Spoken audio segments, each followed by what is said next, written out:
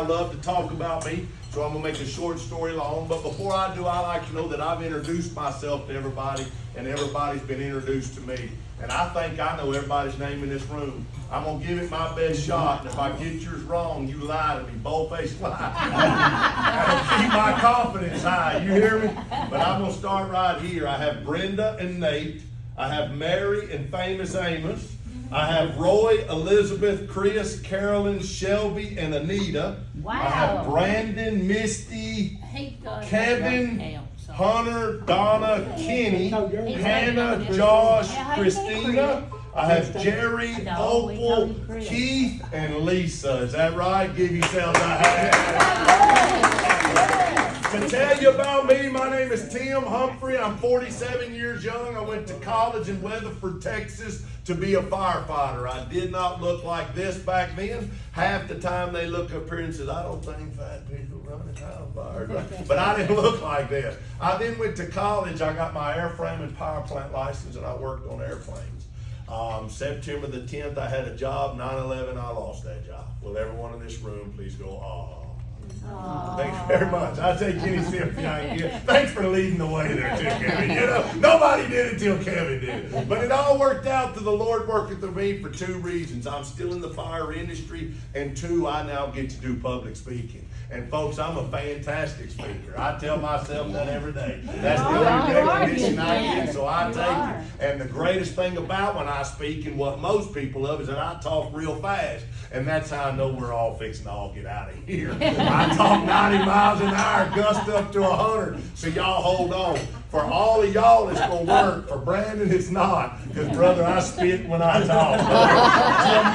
Dramatically spit. And that's no longer socially acceptable no more. You can't spit on people like you used to could, you know. You can't even lick a doorknob nowadays without people freaking out. That's the world we live in today, right? But let's talk about some fire safety. The company I work for, ladies and gentlemen, is in a really weird, I don't know what happened to my thing. If you're a technical guru and you can get rid of my rainbow lines, you're more than welcome to. But Superior Fire Safety, we carry a complete product line of life-saving devices. Y'all probably heard of us. We've been around forever. We support numerous causes. My two favorites, the Shriners, because of what they do for children, but the Fallen Heroes, that's for firefighters who die in the line of duty. We raise money and help send their kids to college. I want to tell y'all thank you for your time tonight, and I need your help with two things. The first thing is I'm looking for some people that want to go to work part-time. This is by far the best part-time gig in America. You set your own hours, there's no upfront cost. You go to wonderful people and you teach them how to make their home safer. Okay, it's a pretty good gig. And then you say, well, Tim, I love my job and I don't want to work with you. Well, I'll be mad, but you won't know it because it won't be till you leave and you'll never know. But here's the deal. If you love your job, but you like my message and you want to help me share it, then my company will then shower you with gifts. And in America, we call that bribery. That works pretty well.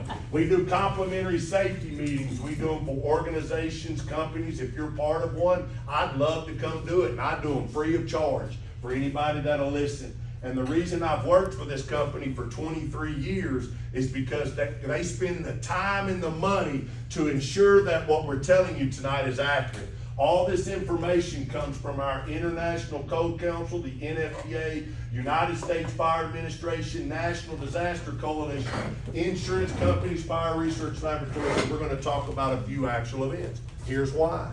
Actual events are what affect us the most, am I right? Real things happening to real people. So the program you're about to see is based on facts. If you're ready, say I'm ready. Ready. Oh, y'all sound like a weak Wednesday night crowd. Like it's tithe night or something. Oh, gosh. If you're ready, say I'm ready. Ready. I'm here for two reasons tonight. The first reason, I want to teach y'all a bunch of great stuff that's going to keep your home from ever catching on fire. But if it does, I'm going to teach you some stuff tonight that'll help you get your family out faster and safer. The number one thing you got to do is have and practice a fire escape plan when you begin to protect your family. Take a guess when the average American practices their first fire drill. When it happens. When your house is on fire. Yeah. And now that y'all know that, don't be that way. Now, ladies, listen, I'm gonna talk to the ladies just for a minute. I wanna tell you what one or two of these boys are thinking right now. Not all of them, but one or two of them's going, well, let me tell you something, fat boy. If my house on fire, I'm gonna get out. I know what I'm gonna do. I'm gonna get out. I hear it all the time. Here's the next thing I hear. When my house on fire, I'm gonna wake up, hold my breath, and I'm jumping right out the window. I hear it all the time. And if that's your fire drill, y'all, I hate to be the bearer of bad news, but that's been the fire drill for the past 30 years, and it ain't working. Let me prove a point. When is the last time y'all have ever heard of a child dying or getting injured in a school fire? Why not? But they got alarm. They got fire drills. They can get 500 kids out of a school at nap time, but we can't get 2 people out of a house. Tell me I'm wrong. Practice a fire drill inside your home. Does that make sense to one person? All I need is one. Let's talk about some things that have changed. When I was a kid, the experts used to come to our schools and they would tell us, kids, if there's a fire, put your nose on the floor and crawl out. How many of y'all ever heard that?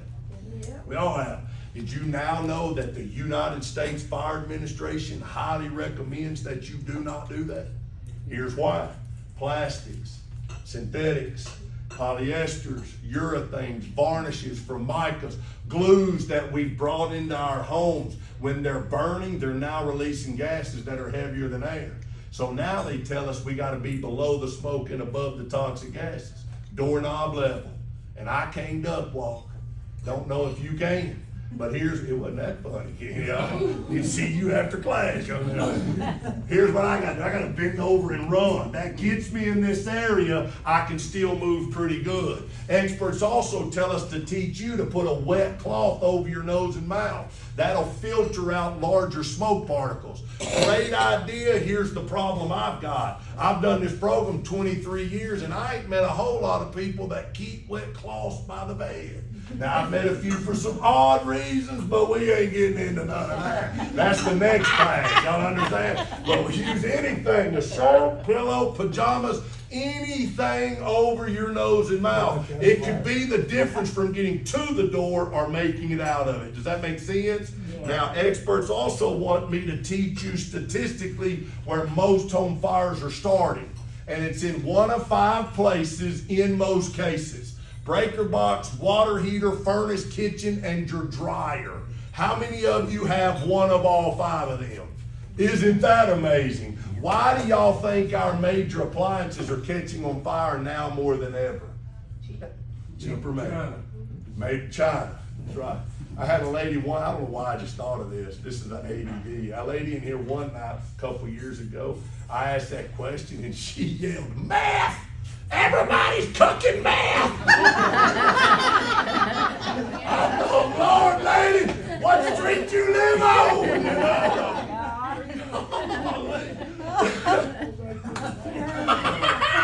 Hey, I thought, Lord, help us. Let me ask y'all some true or false questions. We have more of them in our home than ever before. True or false? Appliances, not math. We have more appliances in our home than ever before. True or false? True. We use them now more than ever. True or false? Are you easy on them or are you hard on them? Treat them like you live, baby, hard, right? Ride that thing like a mule at the Grand Canyon. They're full of electricity. True or false? True. Electricity's magnetic. True or false? Oh, some of you don't believe me. If you don't believe me, electricity's magnetic. Go home and lick the back of your teeth. I'm just kidding. You're not doing that, guys. Put your tongues in your mouth. Them days are over. But electricity's magnetic. It's constantly pulling dust and lint to it. Dust and lint has an ignition point close to gasoline. Let me prove a point. Have you ever wondered why Boy Scouts take lint to the middle of nowhere? Start a fire. Yeah. Flammable. So if electricity's magnetic, dust and lint's flammable, when's the last time you've dusted your breaker box? Never. Your water heater. Your dryer. Let's talk about your dryer. Every time you do a load of laundry, you'll pick the trap up and rake it out. Right. My wife, she adults so well, she'll even vacuum it out every now and then. One night I couldn't sleep. I saw that fella on TV, and he had that thing on his drill. And that thing spun through that dryer, out the hose, and Brandon, it was miraculous. The dust, I mean, it was completely gone. The man said if I didn't call, he couldn't save me any money. I called, ordered them, used them, my dryer quit. I called the service man. He comes to my home, opens the back of the dryer, and shows me how the lint has stopped my dryer from spinning. I don't know how this thing didn't catch on fire 4 times, y'all, more or less than 1. And we do it every time. So now we recommend you open the back of them and clean them from the inside. You'll be surprised. It'll blow your mind. And then we do home inspections, and we check people's dryer vents. And if your dryer vent looks like this one, I do need to see you after class, because this ain't right, and these are things we see. Okay? And here's the next thing. If you have a dryer vent, you have a plastic one or a metal one. If you have a plastic one, we highly recommend you get rid of them. Why? They're very thin plastic with metal rings running through them. What does hot metal do to thin plastic? Isn't that amazing? So get you a metal one. Here's the next thing. People will buy dryers, and it don't matter if they have a plastic or a metal pipe. They'll grab the dryer and just throw the dryer back. And somewhere in that vent pipe, there's a kink that looks just like that. And what's that dust and lint doing right there? And let me tell you, it's getting ready to where it can catch your home on fire. Does that make sense? Because sometimes people listen, but they really don't hear. And guys, these are small things for your family, y'all. For what you care about the most. How many of you have these inside your home? Electrical wall outlets where you plug appliances in. Everybody's got them, right? If you have them, get rid of them tonight. I'm just kidding. Them girls started saying, we're leaving. I need that flat iron now. You know? Who in here's ever changed the plug out? Was it clean or was it a little dirty in there? Dirty. Has anybody ever told y'all dust and lint has an ignition point close to gasoline? Yeah. I greatly appreciate y'all 7 listening. Listen, if y'all are the only 7 tonight, you have no idea how cool I am with that. What we want you to do is vacuum these out. And I ain't talking about every day. If you're going to do it every day, you make your boys, you make Roy do it. Thank you later, Roy. Thank you. You make him do it, right? And you don't have to remove the plate unless Roy's doing it. Roy, you have to remove every plate, okay? But vacuum these out. If you're not using a plug like the one that y'all ain't looked at since you bought the place, get them plastic child protectors, stick them in there, and it'll keep the dust and lint from going back in. Why? Let me tell you a story. Joe Aller, my boss and mentor, he was sponsored by our company, went to the Shriners Burn Institute in Galveston, Texas. There he met a lady, and he explained to her what we did and how we did it. And she said, Joe, I'd love it if you'd share my story. So we do. She was asleep in her bed one night, and she said somebody broke into her home. She said, I never heard them come in. She said, what woke me up is they were standing at the foot of my bed, and they had cellophane, and they was twisting cellophane together. She said she was absolutely petrified. She said, I had no idea what to do. Very long story short, no one was in her home. What happened was an electrical outlet behind her bed shorted out. The sound she heard was her hair burning. By the time she realized what happened, it burned 65% of her head. And in an instant, y'all, that fire changed her life forever. And I tell y'all that to tell you this. I didn't bring y'all out here tonight for me to stand up and talk just to hear me talk. Again, these are small things that make a difference in your home for your family. Vacuum these out. Use plastic child protectors. How many of you in this room has ever thrown a battery inside your trash? You ever done it? When do we do it? All the time. Round batteries, square batteries, AA, AAA, hearing aid batteries, it don't matter. Have you ever thrown away an aluminum can? Aluminum foil. Yeah. SOS pads, steel wool, Brillo pads. Yeah. How many of you in this room has a junk drawer at home? Let me see your hands, please. What's in that junk drawer? Junk with batteries. How many honest people? How many have a junk room at home? Whole room junky. Let me see your hand. How many of you have a junk home at home? Let me see your hand. Everybody look at me. This is a 9-volt battery. That's a piece of steel wool. When people scrub stuff with steel wool and it's all tore up and looks like this, in most cases, what do people do with it? And if it ever touches a battery that quick, ladies and gentlemen, you've got a house fire. And that's a very real fire. Batteries are extremely dangerous, especially the 9 volts, because the positive and negative are so close on one end. Round batteries could do the same things. The only difference is it'd have to get on both sides and it would take longer to start the fire. If you have a junk drawer at home and it's full of these, here's a recommendation for you. I'd get them out of there. Best place to store a battery is not your refrigerator. I'm sorry. It's in its original container because the plastic does not allow it to conduct electricity across anything. If you're going to throw these away, don't pitch them in the trash. Put them in Ziploc bags, paper bags. You could even use electrical tape to go over them. Then throw them away. Now, this is probably the part where people say, well, Tim, I throw my batteries away when they're dead. But that's really not reality. Reality is we throw batteries away when they don't operate the products we have them in to operate. True or false? True. True. How many of you in this room has a fire extinguisher at home? Let me see your hands. Very good. If you have one, there is 2 things we recommend you do, and we recommend you go home and do it tonight. The first thing we recommend you do is go home and find it. That's a major key in this deal. After you find it, we want you to knock the layer of dust off of it. Then we want you to pick it up, turn it over, and bang on it just like this. Here's why. Traditional fire extinguishers have the potential of having 2 deadly or costly problems with them. The first one is this. Number 1 is they're under pressure. So that means at any time they can lose their pressure.